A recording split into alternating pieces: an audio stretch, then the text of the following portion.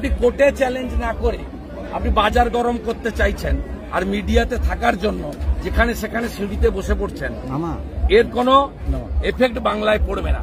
বাংলার জনগণ অপেক্ষায় আছে কবে মাফলারের পরে হাওয়াই চটি ভিতরে যাবে। মাফলার গেছে, হাওয়াই চটি কবে ভিতরে যাবে। লোকসভা নির্বাচন যত এগিয়ে আসছে ততই আক্রমণ পাল্টা আক্রমণ বাড়ছে বঙ্গ রাজনীতির বুকে। এদিন তমলুকে একটি জনসভায় হাজির হয়েছিলেন শুভেন্দু অধিকারী এবং তারপরেই সাংবাদিকদের মুখোমুখি হয়ে বিস্ফোরক মন্তব্য করলেন রাজ্যের বিরোধী দলনেতা।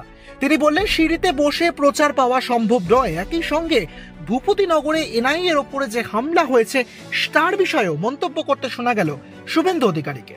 আর এরপরেই তিনি বলেন যে মাফলারের পর হাওয়াই চটি।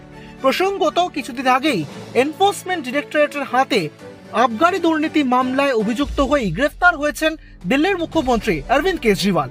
আর এবার রাজনৈতিক মহলে গুঞ্জন শোনা যাচ্ছে যে মাফলার বলতেই তিনি কি তাহলে অরবিন্দ কেজরিওয়ালের প্রসঙ্গই উত্থাপন করেছেন। একই সঙ্গে সঙ্গে অনেকের এও প্রশ্ন এবং জল্পনা উঠছে যে তাহলে কি মাফলারের পর হাওয়াই চটি, অর্থাৎ নাম না করেই রাজ্যের মুখ্যমন্ত্রী মমতা বন্দ্যোপাধ্যায়ের দিকেই আঙ্গুল তুলছেন শুভেন্দু অধিকারী।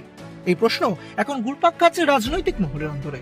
তমলুকে সাংবাদিকদের মুখোমুখি হয়ে কি বলেছেন শুভেন্দু অধিকারী শুনবো।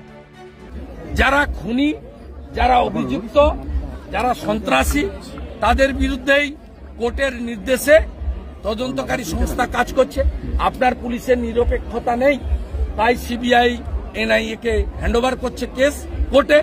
আপনি কোর্টে চ্যালেঞ্জ না করে আপনি বাজার গরম করতে চাইছেন আর মিডিয়াতে থাকার জন্য যেখানে সেখানে সিঁড়িতে বসে পড়ছেন, এর কোনো এফেক্ট বাংলায় পড়বে না।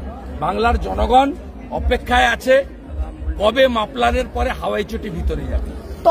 মাফলার গেছে, হাওয়াই চটি কবে ভিতরে যাবে সবাই জানতে চায়।